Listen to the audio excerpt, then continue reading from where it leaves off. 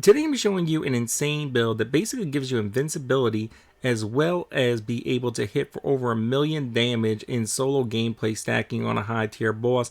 If you're playing in multiplayer with 3 players, you can hit for multiple millions when you got like 4 different elements on the boss and it's stacked up. Be stacking more up. Like if you're an Exalted, you can hit for multiple million on those high tier bosses. So I'm going to get right into the build. To start off with, we're going to be using Solar Bliss. Now this is for Exalted.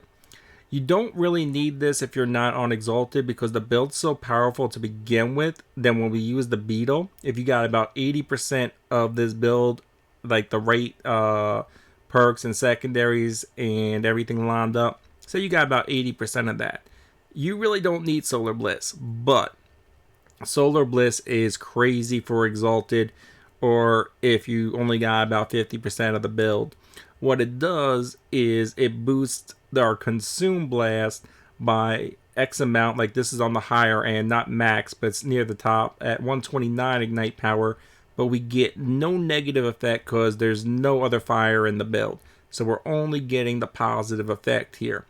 Secondaries, you want ailment duration, ailment power, weapon technique damage, and I'll get into exactly how much you want of each later on. You're just going to have to work it out where you have like the right numbers on the right pieces. If you're too high on power, then re-roll that one and switch that one over to duration.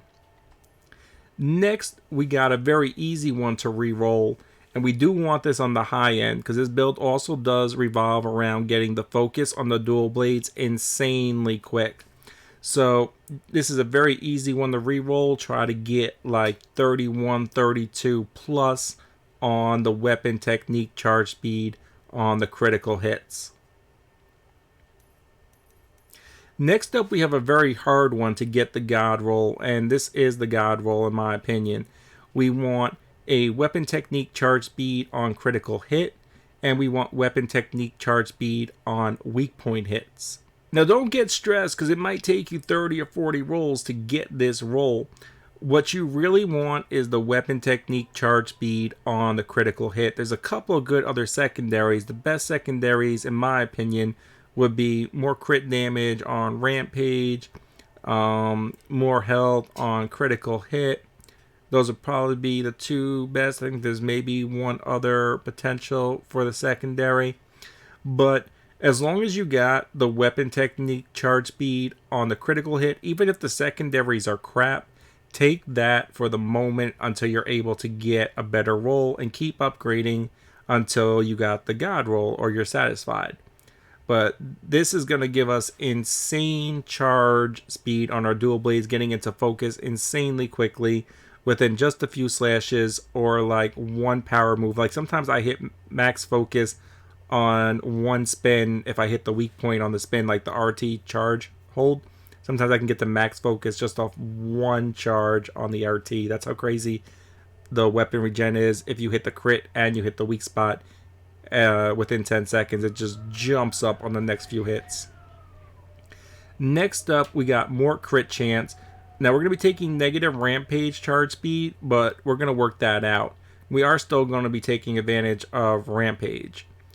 So try to get the 9 crit hit chance. You need the starting value to be 8 in order to get 9. You want as much crit hit chance as possible. Final build should end up with 75 plus crit hit chance. Once again, ailment duration, ailment power, weapon technique. I'll get into the exact values for each one in a moment. Next up, we got focus. On the high end of the focus is like 104 over health per critical hit. Definitely want to get on the high end here. Next up, we have this. Now you can get 11 over health per every 20 might, but this one has the 49 over health gain, and I've yet to be able to get one that has the 11 with a good roll that gave me more than just having the 49 over health gain. I'll get into exactly how much over health gain and over health retention you want, but you do want that. On every vitality piece, you're looking for over health gain. On every vitality piece, you're looking for 5% or 6% to all resistances. Other than that, on about half of them, over health retention is good. Little resistance in void or fire is good. You're going to cap out on whatever one you get a bonus of, like that void resistance. I'm over my cap. So ideally, I would like to not even have that in the build and just go off the +6s and +5s, but that wasn't the case. Now this is on the lower end. You can get up to like 53, 54 damage for each element. I've already rerolled this like 20 times, just had shit luck.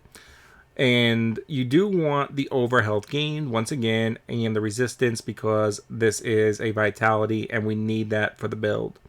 Now it's really not even needed, because we're going to jump to full overhealth off 3 crits. The dual blades can swing twice, so in one swing you can get 2 crits. You charge an RT move, you can get like 5 to 7 crits.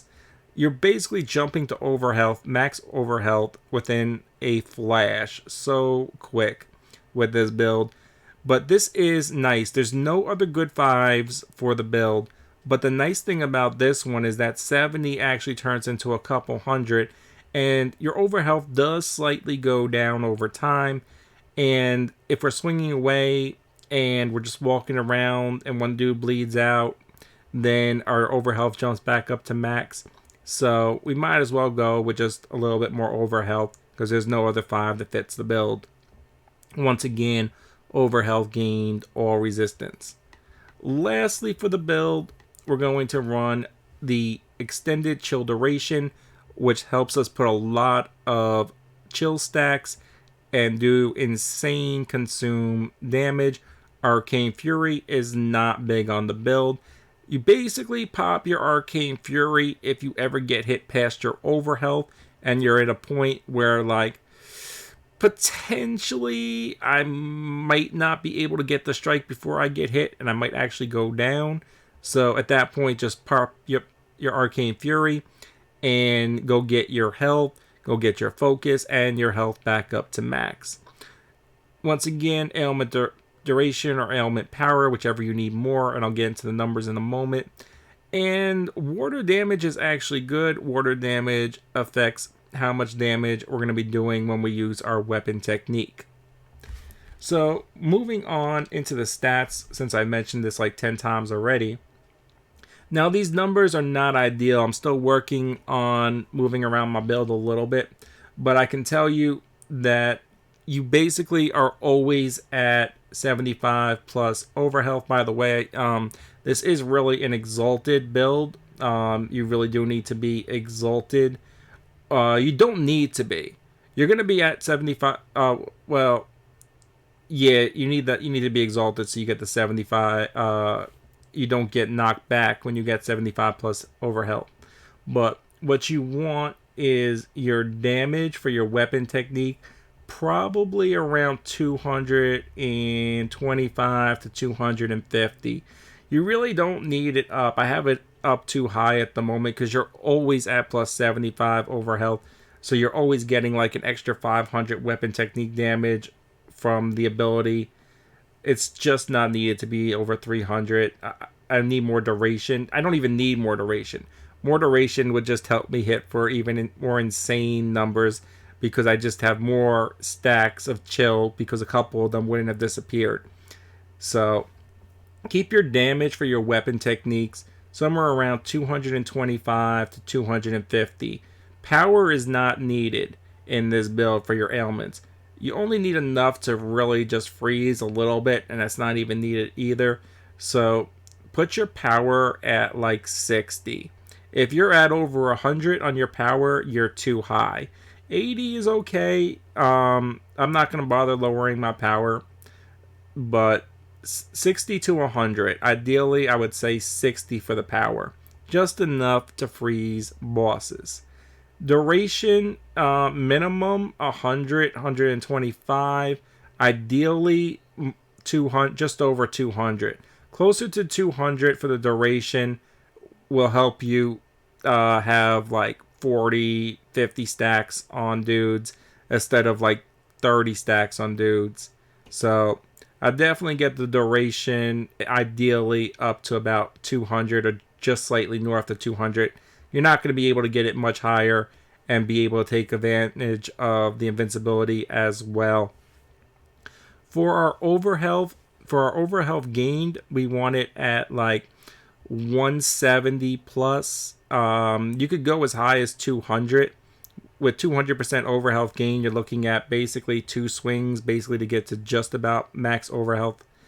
Overhealth retained 150 plus. My overhealth does not really go down. 179 is pretty damn good, but definitely like 150 plus. So you're not dropping below that 75% threshold.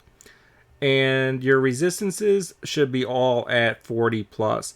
Just go off the 5s and the 6 and all the vitality pieces, and you'll be able to get it to 40 plus. No reason to extend the cap. 40 plus is pretty damn good since you can jump to max overhealth so quick. So moving on to the gear. So for our primary weapon, and they're both really primaries, but we're going to be using this more to kill bosses, is the Last Victory. And the reason we want the Last Victory is because we get more secondary traits. Now this is close to a god roll, but what you want is 18 on the crit hit chance, 7 on the weapon technique charge speed, and ideally you would want a weapon technique damage bonus for the last one. Rampage bonus damage or rampage charge speed are great alternatives to getting the weapon damage. You can restore up to, I think, 451, 452 is the max roll. Anything, though, around 350, 375, as long as you got the rest of the numbers, I mean, you can. It's pretty damn good. 95% of your gameplay, unless you're on Exalted, you're not going to be under overhealth. So it really doesn't matter. You're so invincible when you can jump up to max overhealth with 2 swings of your blade. For the secondary, we're going to run the Warhammer in Earth. Now this is the god roll right here. We want banner charge because we're going to be opening up some boss fights just to slam twice or to take out groups of enemies. So the banner charge is good because we're going to place the banner, then we're going to swing this twice, then we're going to switch to the dual blades. So we'll get back 4% of our banner real quick. And if we happen to use the northern on the weapon, then we would get back 8% banner charge. A little hard to land that safely though. Personally, I just like to launch 2 southerns, put 2 to 4 stacks on it depending on the range that I swing at, and then go in with the dual blades. If any little enemies, or if we kill any groups just normally in the game, then we get the greater blessing of endurance, which is really nice as well. Ideally, you would want polarity attacks, inflict ailments as well. Moving on, we got the Beetle Talisman.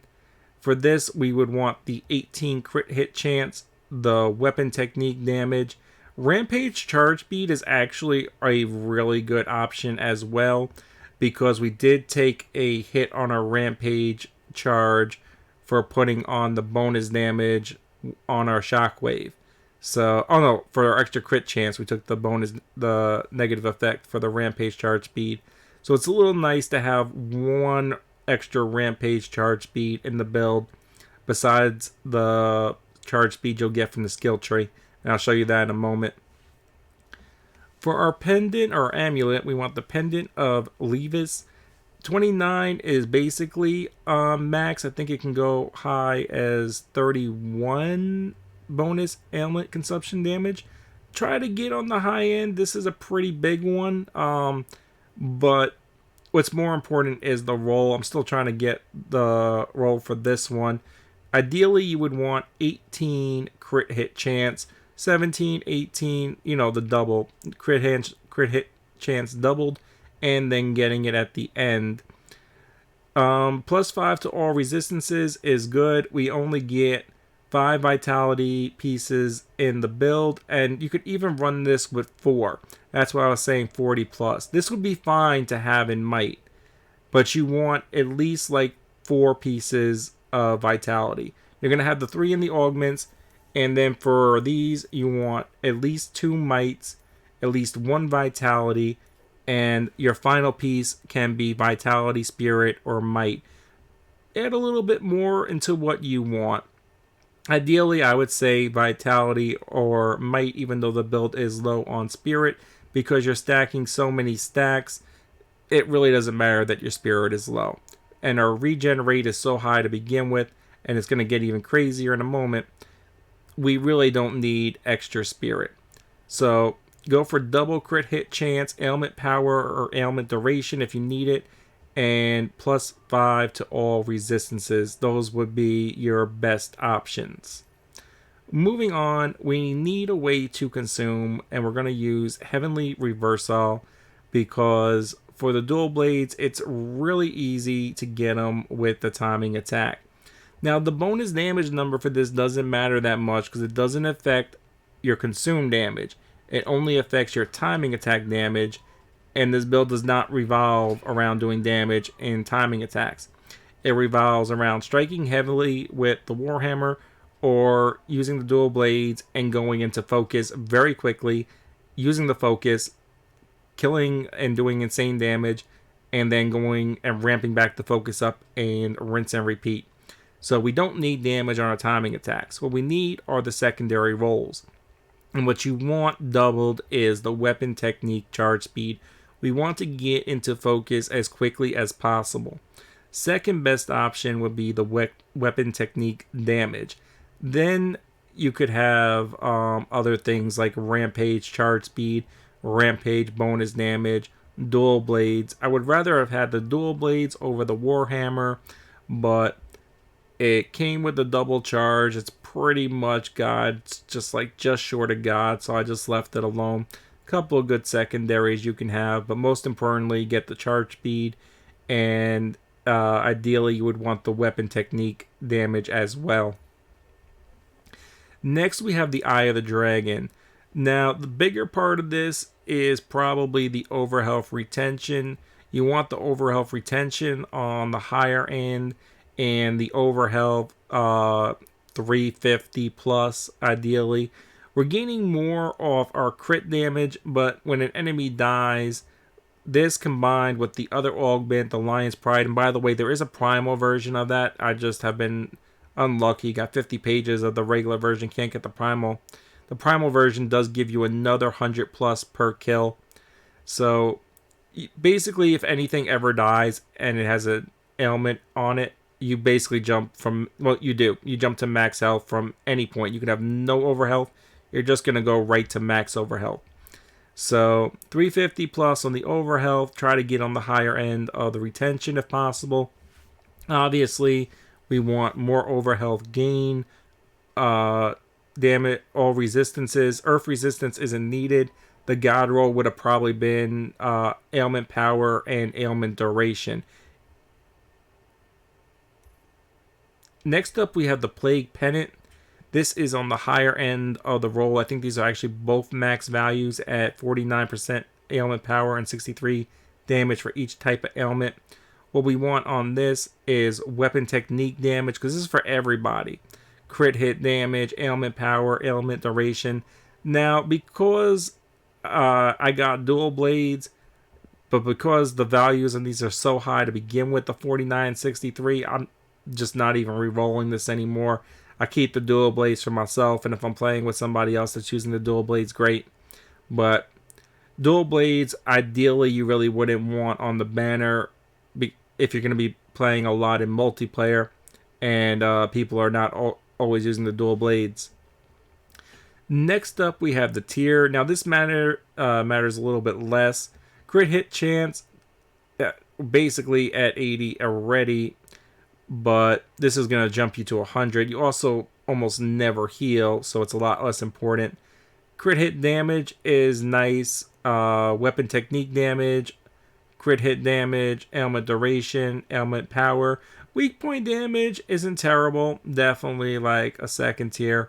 I forget all the other bonuses you can get for this one. What would have even been better than weak point damage?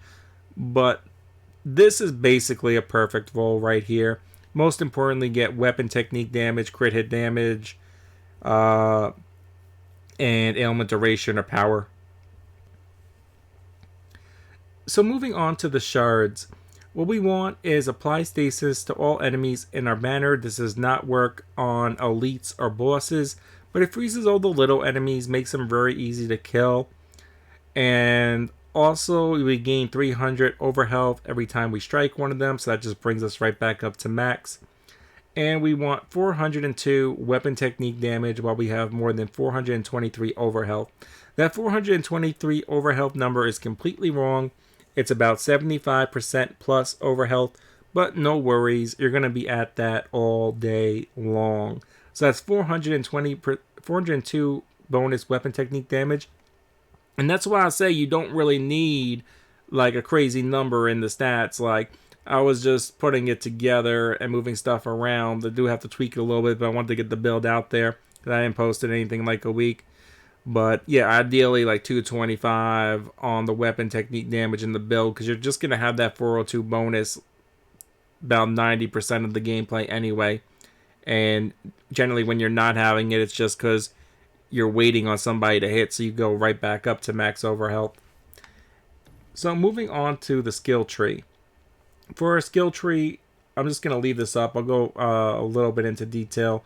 Definitely max weapon techniques, obviously. Max vitality. We do want the weapon timing, but only the ability to use it. We don't need any of the others. Max might, max rampage. Polarity, I'll put 1 into it just because you are going to get a lot of polarity. So it is nice when you switch to the Warhammer and you get 20% extra on the 2 swings.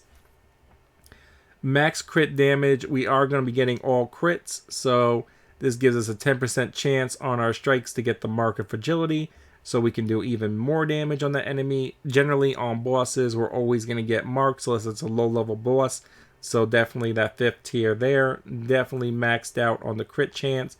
Arcane Fury isn't as big.